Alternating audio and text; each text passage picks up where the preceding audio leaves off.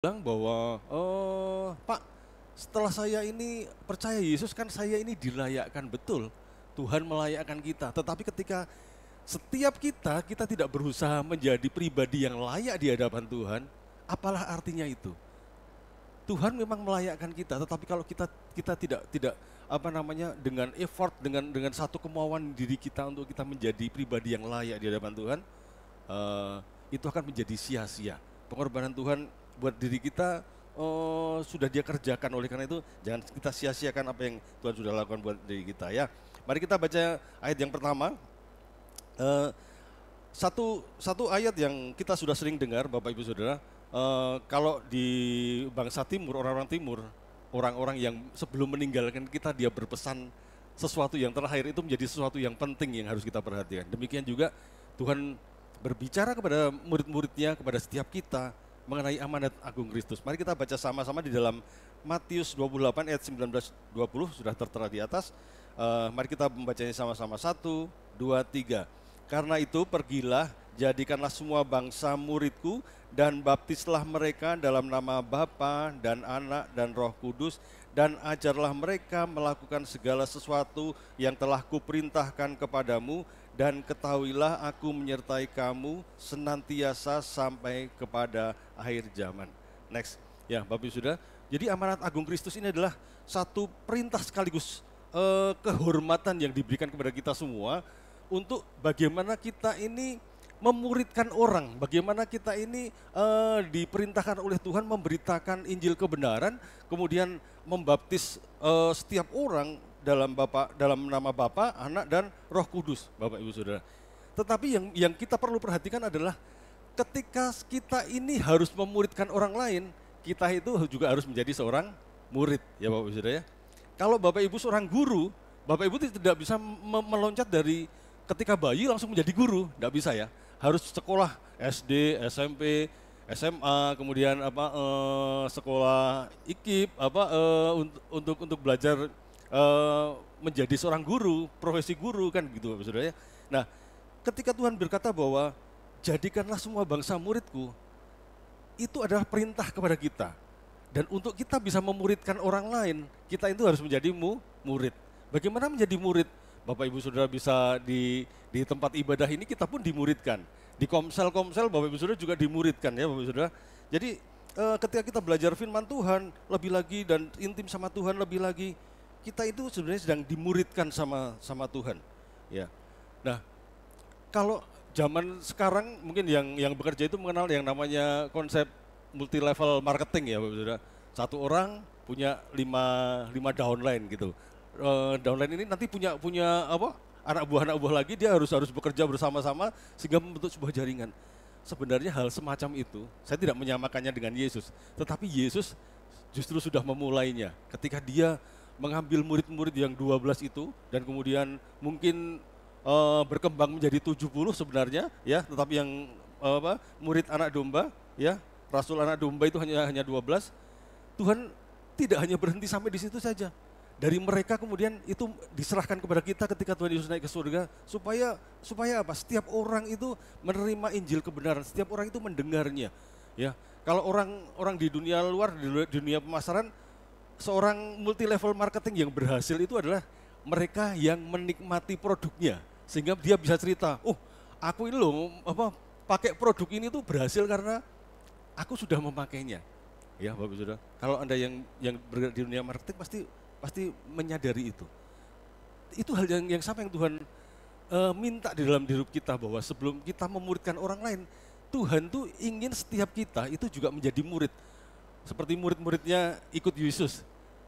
Petrus dan murid-murid yang lain itu mereka mengalami bagaimana Yesus mengadakan mujizat. Petrus malah dia berjalan di atas air ya Bapak Saudara ya. Ada kuasa-kuasa yang mereka alami bersama Yesus, dan itu yang Tuhan minta di dalam diri kita supaya kita ini menjadi murid yang boleh memuridkan orang lain. Katakan amin. Bapak Ibu Saudara siap menjadi seorang murid? Ya, pertanyaannya apakah kita ini layak atau tidak? Next. Nah, sekaligus apa yang disampaikan oleh Pak Gembala. Jadi kita akan mengadakan baptisan air next sebelumnya ya. Baptisan itu hari Kamis tanggal 28 Maret tetapi nanti akan ada pelajaran dari tanggal 25 sampai 27. Per siang ini tadi saya cek sudah ada 7 orang yang mendaftar, puji Tuhan, haleluya. Dari 3 menjadi 7, saya berharap Bapak Ibu Saudara yang belum baptis atau yang mungkin punya anak remaja belum baptis segera mendaftar gitu. Karena apa? Next, saya ingin memberikan gambarannya seperti ini. Ada seorang anak remaja bertanya kepada saya, Pak, saya tuh mau baptis tapi ragu-ragu, saya tuh layak atau tidak gitu. Ada orang lain lagi tanya, Pak, saya itu mau baptis, kok siap atau tidak? Saya tuh ragu-ragu siap atau tidak ya. Bapak Ibu Saudara, kalau saya ditanya begitu, ketika saya dulu mau baptis, secara kedagingan, secara manusia, saya pasti akan berkata, saya tidak layak. Saya tidak siap untuk baptis, Bapak Ibu Saudara. Ya, setiap orang kalau ditanya pasti tidak layak dan tidak siap. Tetapi masalahnya adalah, apakah kita ini mau menjadi milik Kristus atau tidak? Gitu ya. Kita ini mau menjadi milik Kristus atau tidak? Next, gambaran. Saya ingin memberikan satu pengertian global, Bapak Ibu Saudara, bagaimana menjadi pengikut Kristus. Di poin yang pertama di warna ungu ini adalah ketika kita itu bertobat dan percaya Yesus. Bagian yang pertama. Nah, ketika kita menjadi orang yang bertobat dan percaya Yesus, itu tidak hanya bisa terjadi diam-diam, Bapak Ibu Saudara. Kepercayaan kita kepada Yesus dan pertobatan kita itu harus dimeteraikan. Dimeteraikan. Yang setuju katakan amin. Ya, dimeteraikan dengan cara apa? Dibaptis selam dan kemudian dibaptis Roh Kudus. Bapak Ibu Saudara, nanti Roh Kudus akan diberikan kepada setiap kita yang mau meminta, ya Bapak Ibu Saudara. Nah, kenapa GPDI menganut baptisan selam gitu ya? Karena Yesus baptisnya di selam. Karena di Alkitab dikatakan Yesus keluar dari air dan setelah itu Roh Allah berkata bahwa inilah anakku yang aku kasih, kepadanya lah aku berkenan. Jadi ketika seseorang diselamkan, itu artinya seluruh tubuh kedagingannya itu dimatikan, dibenamkan, ditinggalkan semuanya. Kita memiliki satu pribadi yang baru di mana Allah, Yesus bertahta di dalamnya. Jadi itu adalah bagian yang kedua. Nah, bagian yang ketiga, Bapak Ibu Saudara, itu kita itu sama Tuhan diajak untuk bagaimana menyangkal diri gitu. Ketika kita sudah bertobat, terima Yesus, kemudian dibaptis, kita mulai yang namanya proses penyangkalan diri. Nanti kita mau belajar. Dan kita juga harus memikul salib. Dan yang kelima, kita harus mengikuti Yesus sampai akhirnya, sampai kepada tujuan yang sesungguhnya yang Tuhan mau. Jadi itu bagian-bagian yang dimana kita harus melakukan. Oleh karena itu akan menjawab pertanyaan, apakah aku ini layak di hadapan Tuhan? Jangan sampai saya itu sudah 53 tahun beribadah sama Tuhan gitu ya. Dari kecil saya bayi, lahir, ceprot, sudah Kristen gitu kan Bapak Saudara. Tapi ternyata tiba-tiba Tuhan berkata, 53 tahun kamu belum layak bagiku. Bapak Saudara, kita akan menemukan itu menjadi sesuatu yang mengejutkan. Oleh karena itu, mari ketika kita percaya dan bertobat, kita tidak bisa berjalan diam-diam. Kita tidak mungkin menjadi ketika Yesus mengajar itu banyak orang yang tertarik dengan pengajarannya dia. Tetapi yang merespon secara pribadi, yang berani menyatakannya mungkin hanya beberapa. Mereka hanya menjadi penonton saja. Nah, apakah kita hanya akan menjadi penonton? Saya rasa setiap kita tidak. Oleh karena itu, cepat-cepat putuskan dibaptis selam, Bapak Ibu Saudara ya. Karena ketika setiap kita ini sudah dibaptis selam, Tuhan itu akan memberikan pertumbuhan lebih cepat lagi dalam pimpinan Roh Kudus. Katakan amin. Oleh karena itu, mari kita buka Lukas 9 ayat yang ke-22. Next. Ya, Lukas 9 ayat yang ke-22 sampai yang ke-27. Bu Grace akan menolong saya untuk membacakannya.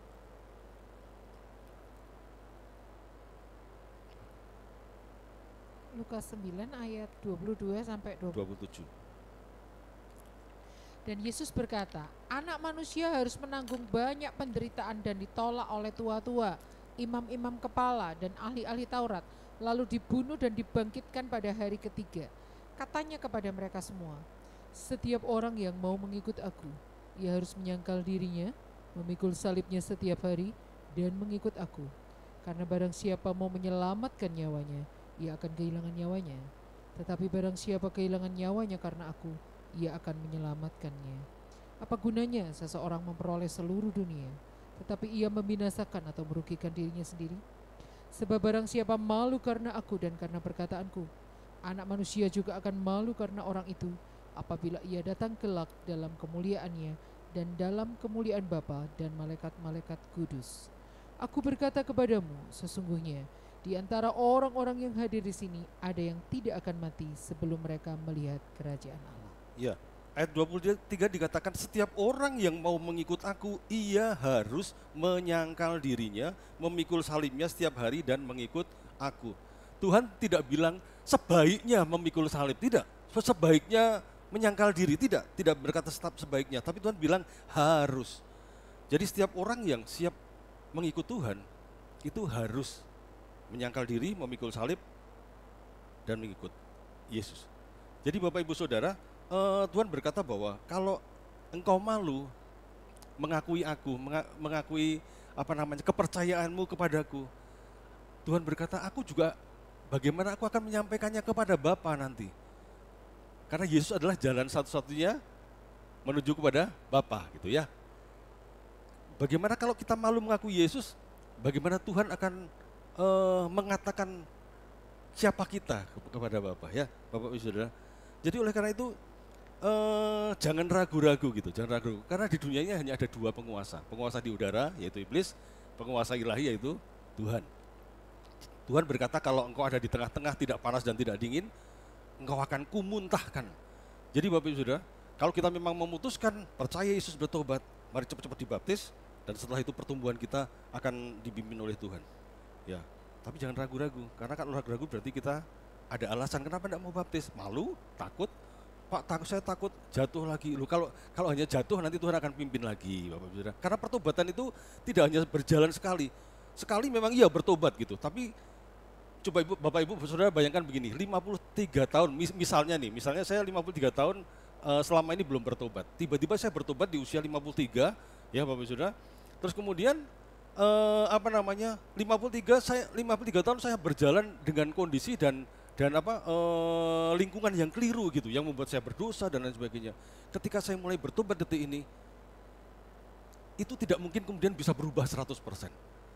Ada tahapan-tahapan di mana kemudian 1 tahun lagi kemudian saya melihat saya baru melangkah 5 langkah gitu. Ternyata kok saya ada hal-hal yang belum dipertobatkan. Saya bertobat lagi dalam hal yang ini. Tetapi jangan bertobat di area yang sama terus-menerus. Kalau bertobat di area yang sama terus-menerus itu namanya kita hidup di dalam dosa. Misalnya orang terbiasa menipu gitu. Setelah bertobat dia masih menipu terus. Dia namanya masih hidup di dalam dosa. Tinggal di dalam dosa ya. Hidup di dalam dosa, tinggal di dalam dosa. Jadi Bapak Ibu Saudara, mari cepat-cepat baptis ya. Oke. Tadi dikatakan itu adalah syarat-syarat mengikuti Yesus. Next. Di dalam kitab Lukas disebutkan 2 kali syarat-syarat mengikuti Yesus ini, kitab Matius 2 kali dan kitab Markus 1 kali. Jadi keputusan untuk mengikut Dia itu menuntut kita untuk memberikan seluruh hidup kita. Mari katakan sama-sama, keputusan untuk mengikut Dia menuntut kita untuk memberikan seluruh hidup kita. Ayo, 1, 2, 3. Keputusan untuk mengikut Dia menuntut kita untuk memberikan seluruh hidup kita. Katakan amin. Iman kepada Yesus itu memerlukan sebuah komitmen yang tidak main-main. Jadi Yesus adalah yang utama. Next. Dalam Lukas 14 ayat yang ke-26 dikatakan seperti ini.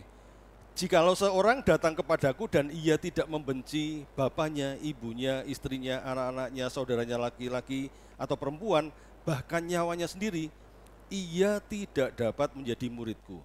Barang siapa tidak memikul salibnya dan mengikut aku, ia tidak dapat menjadi muridku. Artinya gini, ketika Tuhan berkata bahwa membenci bapaknya, ibunya, ya kemudian tidak membenci begitu saja, Bapak Ibu. Ini maksudnya Tuhan tuh mau berkata, mari tempatkanlah aku di tempat paling bagian yang utama gitu. Kalau misalnya terpaksa dalam suatu kondisi yang terpaksa, Bapak Ibu Saudara memilih antara Yesus dan istri kita lah katakanlah, kita harus tetap memilih kepada Yesus. Ya. Kalau misalnya suami atau istri kita ini masih hidup dalam dosa terus gitu Bapak Saudara ya, terus kemudian kita diajak berbuat dosa, tapi iman kita itu pada Yesus, ya kita harus memilih Yesus. Kita harus memilih Yesus. Jangan kita menjadi larut ikut berdosa gitu. Tuhan maksudnya berkata begitu. Kalau kita mau mengikuti Yesus, Kristus adalah hal yang utama.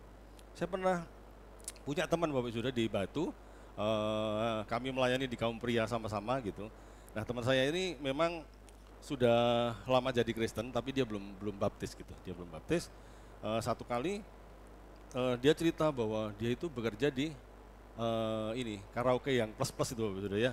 Karaoke yang plus-plus. Dia mungkin tidak turut terlibat di dalam dosa di sana gitu. Dia mungkin hanya nangani administrasinya atau penjaga dan lain sebagainya. Tetapi dia mempunyai dua masalah. Yang pertama, dia selalu melihat kehidupan di dalam dosa dalam lingkungan kerjanya.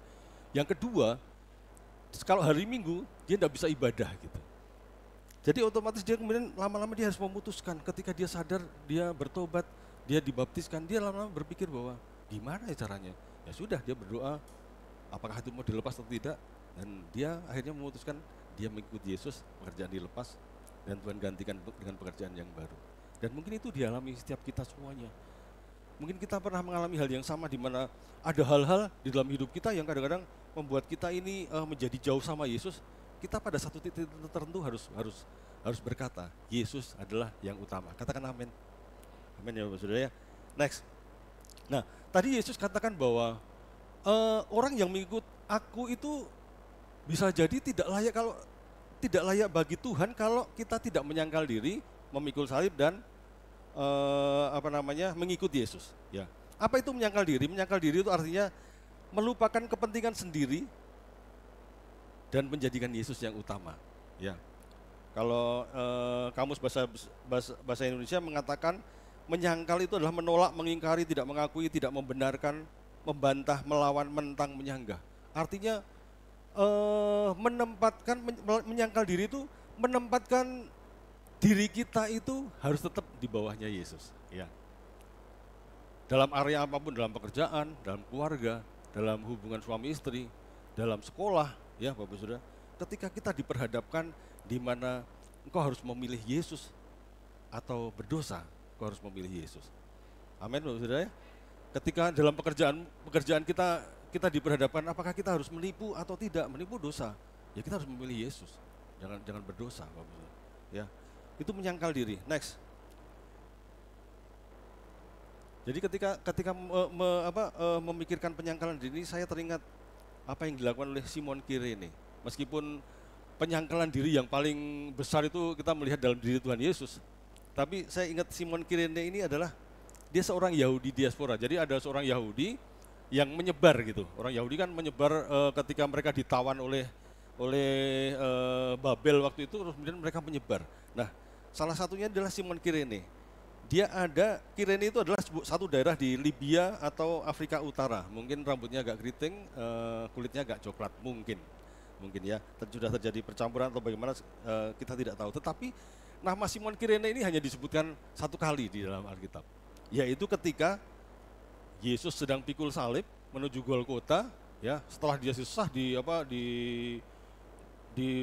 lukai semuanya, mahkota duri dan sebagainya, Yesus pikul salib.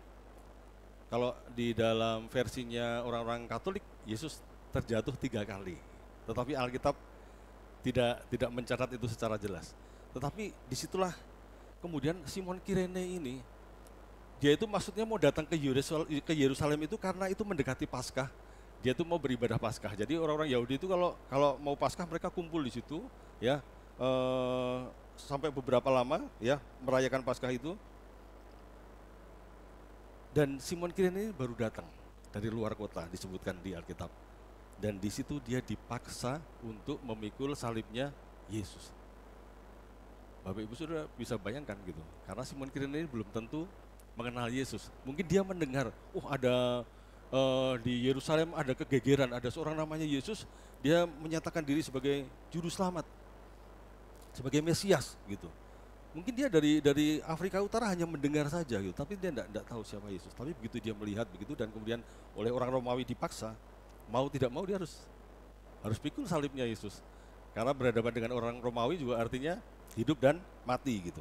Itu dalam arti kalau menolak dia pasti juga akan disiksa mungkin ya.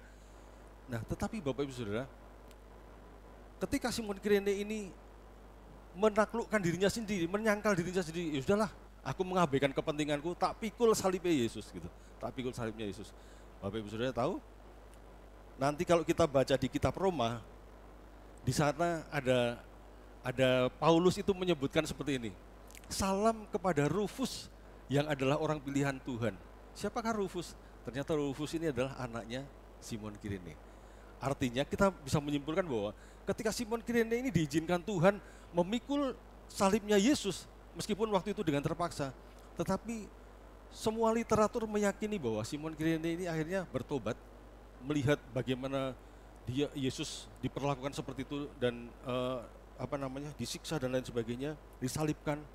Simon Kirene ini akhirnya bertobat dan kemudian dia menjadi saksi untuk keluarganya, dan Rufus itu menjadi hamba Tuhan. Makanya disebut oleh Paulus sebagai orang pilihan Tuhan. Bapak Ibu Saudara mau diakui oleh Tuhan bahwa kita ini adalah pilihan-pilihannya Allah. Katakan amin. Saya itu sama istri, anak saya yang besar itu kan diizinkan Tuhan untuk terlibat dalam penciptaan beberapa lagu di Gereja Mawar Sharon ya Bapak Saudara. Nah, kami tuh kadang-kadang penasaran gitu, kalau lagu ini muncul, nama anak saya tercantum atau enggak ya gitu ya Bapak Saudara. Dan ternyata tercantum gitu, itu membuat kami bahagia banget gitu ya. Apalagi saya membayangkan seorang Rufus disebutkan dan sebagai firman Tuhan di dalam Alkitab kita. Saya yakin dan percaya peran si Simon Kirene ini begitu besar. Next, Filipi 2 ayat yang kelima. Filipi 2 ayat yang kelima dikatakan, hendaklah kamu dalam hidupmu bersama menaruh pikiran dan perasaan yang terdapat juga dalam Kristus Yesus, yang walaupun dalam rupa Allah tidak menganggap kesetaraan dengan Allah itu sebagai milik yang harus dipertahankan, melainkan telah mengosongkan dirinya sendiri dan mengambil rupa seorang hamba dan menjadi sama dengan manusia. Dan dalam keadaan sebagai manusia ia telah merendahkan dirinya dan taat sampai mati, bahkan sampai mati di kayu salib. Tuhan Yesus itu gambaran penyangkalan diri yang sempurna yang dia lakukan. Makanya Bapak Saudara kalau membaca di firman Tuhan, ketika memang tidak diceritakan masa di mana Tuhan Yesus sebelum dibaptis ya, tapi ketika kita melihat Tuhan Yesus dibaptis dan kemudian setelah itu dia mengerjakan pelayanannya, dia selalu berkata bahwa hanya kehendak Bapa saja yang terjadi dalam hidupku, bukan kehendakku. Itulah bentuk penyangkalan diri dia. Kita lihat Petrus juga menyangkali diri juga, meskipun dia juga sempat menyangkal Yesus. Dia meninggalkan pekerjaannya sebagai penjala ikan menjadi penjala manusia, walaupun kemudian dia menyangkal Yesus, Bapak Saudara. Tetapi dia untungnya bertobat, ya. Dia bertobat, mengakui kesalahannya, dia kembali kepada Yesus. Jadi, Bapak Saudara, Tuhan mau kita seperti Yesus, menyangkali diri kita. Amin, Bapak Saudara. Next. Jadi Simon Kirene tadi adalah contoh nyata apa yang dikatakan Yesus tadi berkaitan dengan menyangkal diri, memikul salib dan mengikut Yesus. Karena Simon Kirene ini betul-betul memikul salibnya Yesus gitu. Kalau di situ gambarnya kan salibnya palang begini ya, Bapak Saudara. Tetapi menurut sebuah literatur ternyata yang dibawa Simon Kirene itu hanya palangnya yang mendatar itu saja ya. Beratnya di bawah 100 kg kalau tidak salah. Jadi itu lebih susah Bapak Saudara. Kalau ada palangnya begitu kita mungkin salibnya masih bisa digeret gitu ya. Tetapi kalau hanya sebuah palang begini, Bapak Ibu Saudara, bagaimana menyeimbangkannya itu susah sekali. Susah sekali. Apalagi di situ dikatakan mengikut Yesus. Yesus itu seorang yang terluka, dia yang disesah, capek fisik, capek hati semuanya ya. Terluka, dia berjalannya pelan. Membawa beban dengan jalan yang lebih pelan itu lebih susah daripada membawa beban dengan jalannya cepat. Kalau misalnya ini kita disuruh bawa karung beras, pengennya cepet-cepet sampai gitu. Tapi kalau kita disuruh pelan-pelan, tambah berat Bapak Saudara, tambah berat ya. Tapi itu yang terjadi sama Simon Kirene, menjadi contoh untuk setiap kita bahwa menyangkal diri, memikul salib dan mengikut Yesus. Bagaimana dengan Ari Prasetyo?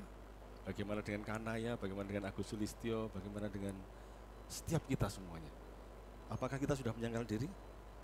Ya, itu menjadi pertanyaan untuk kita nanti didiskusikan di KFC. Pak, saya sudah menyangkal diri dalam hal A, B, C, D gitu. Tapi saya masih bergumul di E, F, G, H gitu. Saudara. Ya nanti itu jadi bahan diskusi di KFC.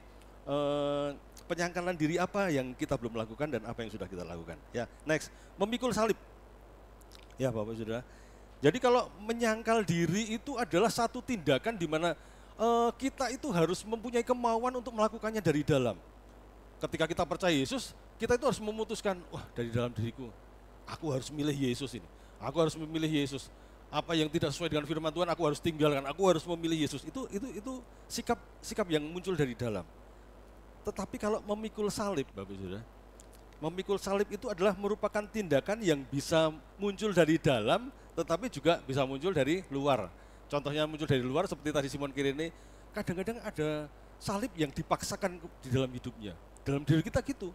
Kadang-kadang kita tidak melakukan apa-apa, kita hanya hidup secara benar di dalam Tuhan. Kita tidak menipu, kita tidak melakukan perbuatan dosa. Tetapi ada hal-hal yang dibebankan kepada kita, dipersalahkan kepada kita. Itu salib yang datang dari luar. Tetapi Tuhan juga mau berkata seperti ini. Karena Tuhan berkata, pikulah salibmu setiap hari. Jadi dalam pikul salib itu sebenarnya ada tindakan pemberitaan Injil, ada tindakan pemberitaan firman. Jadi itu yang harus kita lakukan. Bapak Saudara. Setiap hari. Tuhan bilangnya setiap hari loh, karena tidak setiap waktu. jadi kita harus taat firman Tuhan setiap hari. Artinya setiap hari kita harus memberitakan firman Tuhan, ya. Setiap hari kita harus menyatakan kebenaran di dalam Tuhan. Masalah kemudian itu salibnya nanti kemudian muncul, ya kita harus hadapi, Bapak Saudara. Amin. Siap? Haleluya. Next. Ya, berikutnya lagi. Next. Jadi di situ dikatakan dalam 2 Timotius 4 ayat yang kedua. Saya akan membacakannya atau kita baca sama-sama karena pendek. Syarat-syarat mengikut Yesus. 1, 2, 3. Beritakanlah firman, siap sedialah, baik atau tidak baik waktunya. Nyatakanlah apa yang salah, tegurlah dan nasihatilah dengan segala kesabaran dan pengajaran. Sekali lagi saya ulangi, beritakanlah firman, siap sedialah, baik atau tidak baik waktunya. Jadi kalau seseorang mau menasihati seseorang dengan firman Tuhan, tapi wis siap-siap gitu, enak gitu, ancang-ancang, wah ini nanti orang ini tak nasihati, kira-kira enggak marah, enggak apa-apa gitu. Tapi Tuhan berkata, siap sedialah, baik atau tidak baik waktunya, aku harus sampaikan firman Tuhan. Setiap hari kita harus menyatakan apa yang salah dan tegurlah, ya, dan nasihatilah. Mungkin kita tidak menjadi murid-muridnya yang diutus sama Tuhan ke seluruh dunia gitu. Tetapi ada lingkungan-lingkungan di sekeliling kita, mungkin istri, anak-anak kita yang perlu ditegur, dinasihati dengan firman Tuhan, Bapak Ibu Saudara. Tuhan berkata, beritakanlah firman, baik atau tidak baik waktunya. Dengan segala kesabaran dan pengajaran, bukan dengan marah-marah, Bapak Saudara, ya. Nah, disitulah akan muncul salib setiap hari yang harus kita tanggung. Akan muncul salib yang setiap hari akan membuat kita ini memikul salib setiap hari seperti apa yang Tuhan katakan. Yang siap katakan amin. Haleluya. Ya, itu jadi Bapak Ibu Saudara, keselamatan dari Tuhan itu memang gratis, ya Bapak Ibu Saudara. Tetapi syarat-syarat mengikut Yesus berat. Tetapi itulah keputusan yang harus kita ambil, ya. Karena akan ada mahkota kemuliaan yang Tuhan sediakan bagi kita. Amin. Ya, next. Mengikut Yesus. Kalau tadi kita sudah bicara penyangkalan diri, kita bicara memikul salib. Sekarang kita mau bahas tentang mengikut Yesus. Di situ saya tambahi sampai ke tujuan. Bapak Ibu Saudara, coba bayangkan apa yang terjadi dengan Simon Kirene. Kalau misalnya Simon Kirene itu ketika dia dipaksakan memikul salib dan dia tidak dengan rela hati memikulnya, sampai di tengah jalan dia bilang sama pasukan Romawi, Pak, mau gantian orang lain saja gitu ya. Tidak sampai ke Golgota, saya capek nih gitu kan. Dia barusan dari luar kota loh Bapak Saudara. Kalau Simon Kirene dia memilih seperti itu, saya yakin dan percaya dia tidak akan mengalami pertobatan, ya. Dia tidak mengikut Yesus sampai selesai. Makanya di sini saya tulis mengikut Yesus sampai ke tujuan. Karena contohnya Simon Kirene itu memikul salibnya dan mengikuti Yesus sampai ke Golgota. Ya, Bapak Saudara. Dan itu yang Tuhan mau di dalam hidup kita.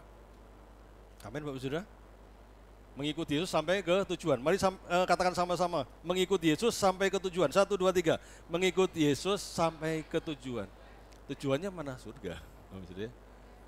Karena kita mau bersama-sama dengan Dia di surga. Jadi jangan sampai putus di tengah jalan. Jangan sampai kita tidak setia, jangan sampai kita menjadi lemah gitu ya. Kadang-kadang kita sebagai manusia gini, Pak, saya tuh kalau ada salib ya tak pikul Pak, tapi kalau tidak ada salib saya menghindar gitu ya. Ya, kecenderungan manusia kan begitu. Kalau kita mendapatkan salib yang dipaksakan, salib yang dipikulkan kepada kita, dibebankan kepada kita dari luar, tuduhan, hinaan dan sebagainya, tak tanggung Pak. Tapi kalau tidak ada salib ya saya lebih memilih menghindar, ya, tidak memberitakan firman Tuhan, tidak menegur orang. Bapak Ibu Saudara, itu tidak boleh. Tuhan berkata, pikulah salibmu setiap hari gitu.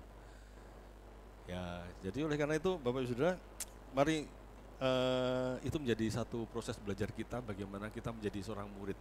Kita sudah percaya Yesus, dibaptis, ya, kemudian melangkah menyangkali diri setiap waktu, ya, memikul salib setiap hari, kita mengikuti Yesus terus sampai ke tujuan dengan setia. Sampai pada saatnya nanti Tuhan akan berkata, hai anakku, engkau layak bagiku. Dan kita akan menerima kemuliaan dari Tuhan. Haleluya. Next, Markus 10 ayat yang ke-28, ayat yang terakhir. Markus 10 ayat yang ke-28, di situ dikatakan seperti ini. Bu Grace bisa bacakan untuk kita semua. Markus 10 ayat yang ke-28 sampai yang ke-31. Markus 10 ayat 28 sampai 31. Upah mengikuti Yesus. Berkatalah Petrus kepada Yesus, kami ini telah meninggalkan segala sesuatu dan mengikut Engkau. Jawab Yesus, aku berkata kepadamu, sesungguhnya setiap orang yang karena aku dan karena Injil meninggalkan rumahnya, saudaranya laki-laki atau saudaranya perempuan, ibunya atau bapaknya perempuan, ibunya atau bapaknya, anak-anaknya atau ladangnya, orang itu sekarang pada masa ini juga akan menerima kembali 100 kali lipat rumah, saudara laki-laki, saudara perempuan, ibu, anak dan ladang, sekalipun disertai berbagai penganiayaan, dan pada zaman yang akan datang ia akan menerima hidup yang kekal. Tetapi banyak orang yang terdahulu akan menjadi yang terakhir, dan yang terakhir akan menjadi yang terdahulu. Ayat 30 dikatakan orang itu sekarang pada masa ini juga akan menerima kembali 100 kali lipat rumah, saudara laki-laki, saudara perempuan, ibu, anak dan ladang, sekalipun disertai berbagai penganiayaan. Pada zaman yang akan datang ia akan menerima hidup yang kekal. Jadi kita jangan memikirkan ini secara harafiah Bapak Saudara. Rumah ya 100 kali lipat. Yang enggak punya rumah senang dapat 100 kali lipat. Bukan gitu Bapak Saudara. Tapi artinya begini, ketika seseorang memutuskan untuk mengikuti Yesus, Tuhan itu menyediakan rumah-rumah rohani untuk setiap kita. Jadi dia akan diterima di setiap tempat. Saudaranya laki-laki akan digantikan, saudara perempuan akan digantikan. Artinya Tuhan itu menyediakan orang yang berani bayar harga untuk percaya kepada Dia. Itu keluarga-keluarga rohani yang baru. Amin Bapak Saudara ya. Dan yang paling penting adalah ia akan menerima hidup yang kekal gitu. Ya tapi itu harus berani percaya, harus berani percaya, bertobat, ambil komitmen, menyatakan diri kepada semua orang, aku sudah dibaptis, dimeteraikan dalam Yesus dengan baptisan air. Jadi jangan sampai kita sama Tuhan dibilang, kamu malu ya mengakui aku. Ya, Bapak Saudara ya. Jadi kita akan menerima hidup yang kekal. Katakan amin. Ya. Dan siap-siap kita akan menerima hidup yang kekal ketika kita berani membayar harga untuk percaya kepada Yesus. Ayat yang terakhir, Matius 10 ayat yang ke-22. Dan kamu akan dibenci semua orang oleh karena namaku. Tetapi orang yang bertahan sampai pada kesudahannya akan selamat. Hanya orang yang bertahan sampai kepada kesudahannya akan selamat. Setiap orang yang mengakui aku di depan manusia, aku juga akan mengakuinya di depan Bapakku yang di surga. Tetapi barang siapa menyangkal aku di depan manusia, aku juga akan menyangkalnya di depan Bapakku yang di surga. Jadi ini pernyataan Yesus. Yesus akan bela kita mati-matian ketika kita ini juga komitmen mengikuti ya. Katakan amin. Haleluya. Next, yang terakhir. Jadi ini kesimpulan kita. Bapak Ibu Saudara, lihat lagi 5 bagian yang ada itu. Ini menjadi introspeksi setiap kita. Apakah kita ini masih gelibet terus di area pertobatan, nipu terus gitu ya, Bapak Ibu Saudara ya. Kita berdosa terus di area pertobatan yang tidak selesai-selesai. Ataukah kita itu masih dibingungkan terus gitu, mau dimeteraikan atau tidak gitu, mau mengakui Yesus secara nyata atau tidak. Apakah kita ini masih gelibet di area penyangkalan diri yang tidak selesai-selesai, kalau misalnya sama Tuhan diperhadapkan milih aku atau milih yang lain, kita masih sering milih yang lain. Rokok atau hidup kudus. Kadang-kadang kita milih, wah tak rokok Pak. Ya, ini masih area penyangkalan diri yang tidak selesai-selesai. Ya, apakah kita sudah terlibat dalam memikul salib setiap hari, memberitakan firman, menegur orang setiap hari dengan firman, ya. Dan apakah kita sudah siap mengikuti Yesus sampai ke tujuan? Ini menjadi satu introspeksi kita. Dan amin firman Tuhan, kiranya ini boleh memberkati setiap kita semuanya. Dan mari renungkan bahwa ketika kita tidak melewati ini semua, Tuhan berkata bahwa kalau engkau tidak melewati itu semua, engkau tidak layak bagiku, engkau tidak layak menjadi muridku. Jadi mari setiap proses terus berjalan, saya, saudara, semuanya, Bapak Saudara, mari renungkan firman Tuhan. Terima kasih Tuhan Yesus. Firman-Mu telah selesai disampaikan dan biar Tuhan kami terus merenungkan siapakah kami di hadapan Tuhan. Kadang-kadang kami terlena dan kami menjadi menggampangkan segala sesuatu ketika Tuhan memberikan keselamatan itu secara cuma-cuma dalam hidup kami.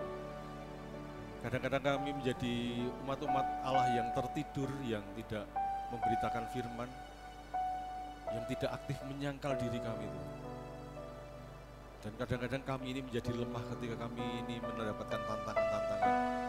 Namun Tuhan, kami mau menyerahkan seluruh hidup kami dan biar Kau yang pimpin kami Tuhan. Terima kasih Tuhan Yesus. Terima kasih Tuhan. Mari nyanyikan lagu ini. Mengikut Yesus, itulah kesukaan hatiku. Ku lepas semua hakku untuk mengenal kehendaknya di hidupku. Mengiring Yesus, itulah kekuatan hidupku. Ku yakin anugerahnya mampu jadikanku hamba yang berkenan selalu. Mari katakan mengikut Yesus. Mengikut Yesus, itulah kesukaan hatiku. Ku lepas semua aku untuk mengenal kehendaknya di hidupku. Mengiring Yesus, itulah kekuatan hidupku. Ku yakin anugerahnya mampu jadikanku hamba yang berkenan selalu. Beberapa waktu yang lalu Bu Kris share di grup Karisma, didapati seorang bayi usia 2 bulan itu dipenjarakan oleh negara Korea Utara karena papa mamanya percaya Yesus. Dan kemarin ketika saya melihat beberapa video, orang berdoa kepada Bapa, berdoa kepada Yesus itu dengan cara berbisik-bisik. Karena kalau kedengaran dia bisa dipenjarakan. Tapi mereka berkomitmen sedemikian rupa untuk bagaimana mereka tetap menjadi percaya meskipun bayinya dipenjarakan. Ya, menerima tantangan yang besar. Bagaimana dengan kita yang kita mengalami kebebasan? Apakah kita justru akan hidup dalam dosa? Tidak, jangan. Mari kita ikut Yesus, mari kita pikul salib, mari kita sangkal diri, dan kita mari bertobat senantiasa kalau ada hal yang masih perlu dipertobatkan supaya kita sampai kepada tujuan bersama dengan Tuhan. Mari berdiri bersama-sama. Kita nyanyikan lagu ini dari awal. Semua karena anugerah-Mu. Semua karena anugerah-Mu hari ini ada. Bukan karena kuatku, namun karena Roh-Mu. Ku bawa hatiku, penyembahanku, ku semakin berkurang, Yesus semakin bertambah. Katakan, mengikut Yesus, mengikut Yesus, itulah kesukaan hatiku. Ku lepas semua aku mengenal kehendaknya di hidupku. Mengiring Yesus, itulah kekuatan hidupku. Ku yakin anugerah-Nya mampu jadikanku hamba yang berkenan selalu. Nyatakan dari dalam hati kita lebih lagi, mengikut Yesus. Mengikut Yesus, itulah kesukaan hatiku. Ku lepas semua aku untuk mengenal kehendaknya di hidupku. Mengiring Yesus, itulah kekuatan hidupku. Ku yakin anugerah-Nya mampu jadikanku hamba yang berkenan selalu. Sekali lagi, mengikut Yesus, itulah kesukaan kita. Biar itu menjadi kesukaan kita. Mengikut Yesus, itulah kesukaan hatiku.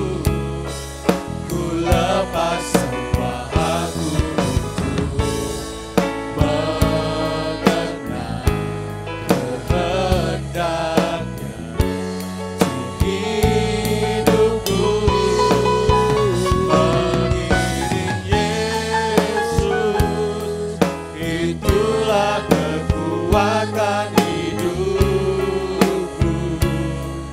Ku yakin anugerah-Nya mampu jadikanku hamba yang berkenan selalu. Ku yakin anugerah-Nya mampu jadikanku hamba yang berkenan selalu.